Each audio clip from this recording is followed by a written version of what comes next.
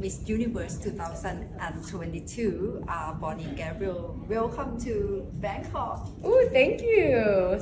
ขอบคุณค่ะ You know you are สวยมาก you know the word สวยมาก You are too สวยมาก Thank you very much. You are very gorgeous and สวยมากค่ะ Miss You Universe too. 2022. Yay! 1, 2. Ready? Ready?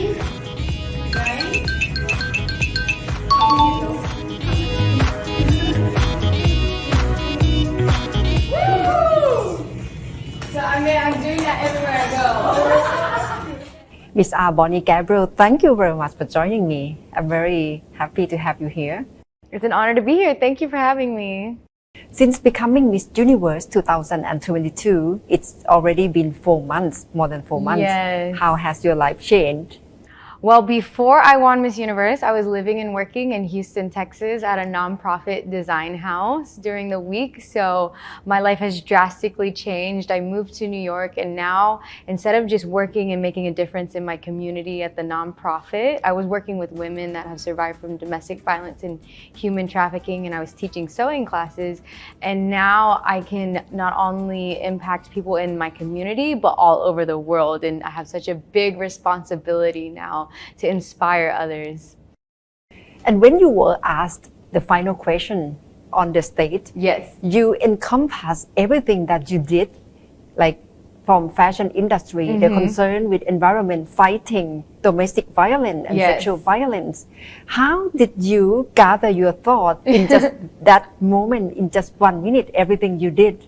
Well, I was just speaking about my life and what I had been working on for the past years, and through a lot of mock interviews and my speaking coaches, they really taught me when you have such a short amount of time to make your point and say what you want to say.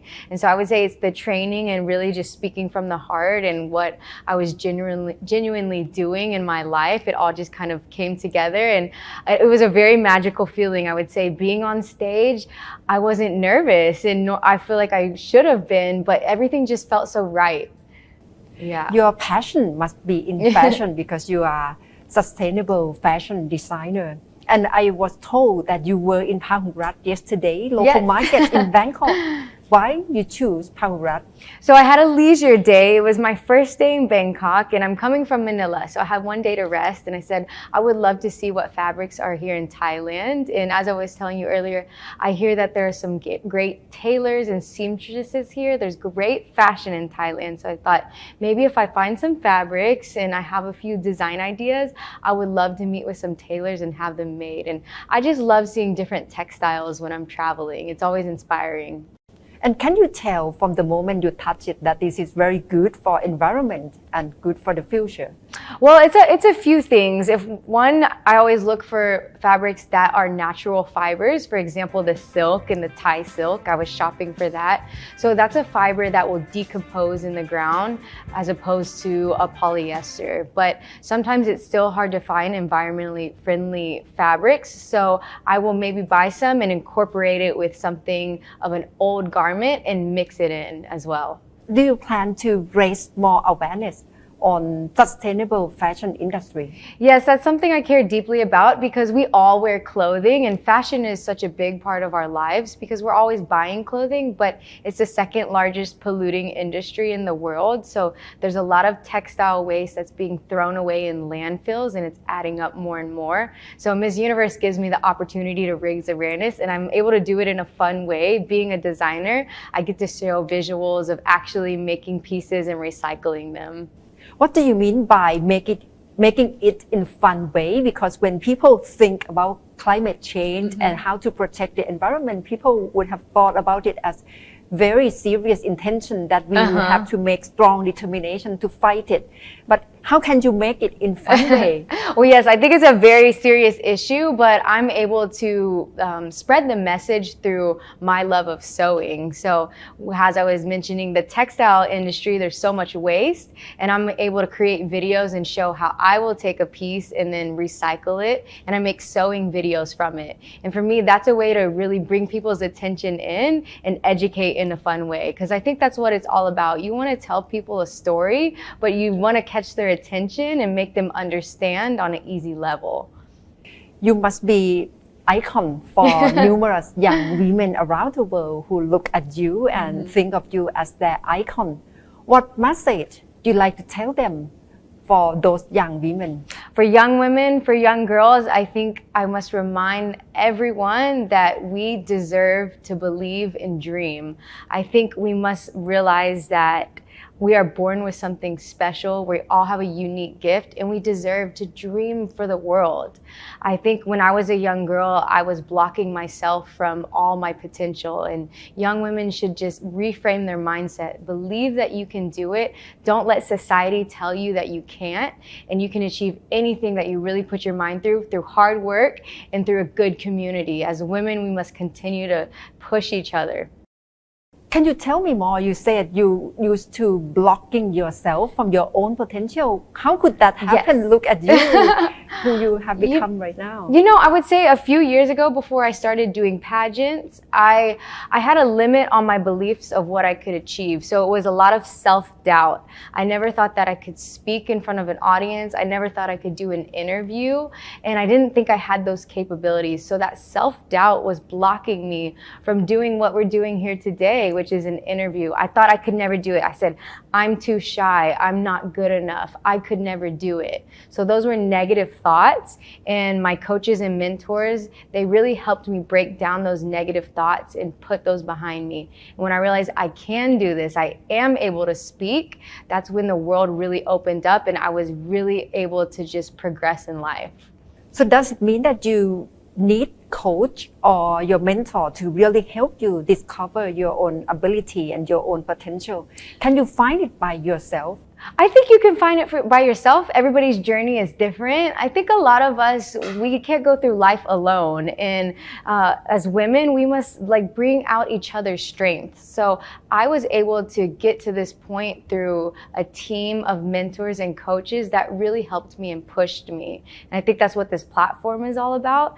And I think that's what we must do in life. When somebody needs help, we should reach out our hand and help them. We can all push each other forward. But I think it's better to do it together instead of alone. Is it hard to really change yourself? Because to overcome self-doubt, fear, anxiety, is it hard for you? Yes, I would say it's hard, breaking bad habits. You know, we're programmed to think, oh, I'm not good enough, or oh, I can't do this. When I asked people to get in front of a stage, they said, no, I'm shy, I'm too shy. But you have to tell yourself, I can do it. I can challenge myself to get in front of an audience. And once you do it that one time and you prove to yourself you can do something, you realize the world is limitless. You were crowned Miss Universe when you were 28, 29. 28, yes. And you were defined as the oldest entrant I who am. was crowned Miss Universe. What's your perception about old, about being told as you are old in the world of competition of beauty? You know, I'm quite proud to be the oldest aged Miss Universe. And if anything, I want to continue to spread the message that as women, it doesn't matter what age we are. It's never too late to start something. I started pageantry at age 25. And we age out at 28. So it's a little bit late, but for me, it was the perfect time. I had experience, I had life experience and knowledge. And I think that's what really helped me propel in the competition. And talking to any woman, never feel like you missed the boat or missed our prime. Our prime is now. It's not yesterday or the future or when we were a kid, it's now. Women empowerment seems priority for you. It's like main agenda for you that you like to push forward. Why is that? Well, I think that's the core message of Miss Universe. In my personal journey, as we were talking about earlier, I had women that really invested in me, my coaches. And I had this one lady I met when I was modeling back in Texas. And she said, when we met, she said, you would do really well in pageants. I think you could be Miss Universe. I never thought that, but thankfully this woman saw something in me I couldn't see in myself, and she pulled out my greatest strengths. So I want to be able to give that to other women as well, to pull out their greatest strengths and realize their full potential. We are in the digital age, and with all the message we see flooding in the digital world, have you faced cyberbullying at all? And have you ever come across that kind of experience, and how do you Yes. cope with it? Oh, absolutely. I think now that I'm Miss Universe, I experience it more than ever because I have more of an audience and more eyes on me. And it definitely hurts when I hear the negative comments or people saying something about my hair or I take a bad photo. But I just remind people I'm human, just like everybody else. I have feelings, I have a family. So I don't think we should hide behind a screen and criticize people because at the end of the day, I'm just like everybody else. But I just tell people, you know, internet hate and the bullying, you should never put your opinion, let other people's opinions of you be your beliefs in yourself. You shouldn't let other people tell you how to feel about yourself. Do you feel yourself under so much pressure because you have to appear in front of the public very often as Miss Universe and you have All to the keep your time. appearance very proper? How do you tell yourself every day? You know, definitely lots of pressure. It's a challenge every day, but I think challenges are good. I'm growing as a woman every single day, and I give myself grace. If I mess up, if I'm speaking in an interview, I just tell myself I'm human, and if I make a mistake, I analyze it, I learn from it, and move on. I think that's what we have to do in life. You're half Filipino, half American. Yes. How have being multi-ethnic background help you at this point? You know, I think it gave me a perspective of so many different cultures. I mean, Filipino family and American family in Texas is so different. Different traditions, different ways of showing love. So it really taught me to be non-judgmental of anybody, no matter where they're from, and to be inviting and hold conversations and just be curious about anybody. Give everybody a chance at the end of the day. That's what it taught me. Women have been told that we have to be beautiful and brainy at the same time. How do you see this term? You know, I think I would tell Thai women that you should never let society put you in a box. We should never let people tell us what career we must have, how we must look, or should we be married or not. I think it's up to us to define our lives and never let society make you feel like you're not good enough or that you have to be a certain way. We have a freedom to pave the way of our life, and I think we must continue to remind ourselves that Thai women are very beautiful on the inside, but the outside as well, and they're very hardworking. I mean, Thai people are so respectful, and I just want to tell Thai women to remind themselves of that every single day. You have about 8 more months. Yes, As the Miss- 7-8 months. Oh my gosh. How time flies. What's your plan to do next after your reign has finished? After the reign is finished, I will continue to be a spokesperson and advocate for sustainable fashion, as well as continue my clothing brand, which is Arbani Nola. Right now, it's a small business, and my brand is on hold right now, so I want to continue that as well. Thank you very much, Bonney Gabriel, for joining me. Thank you. ขอบคุณค่ะ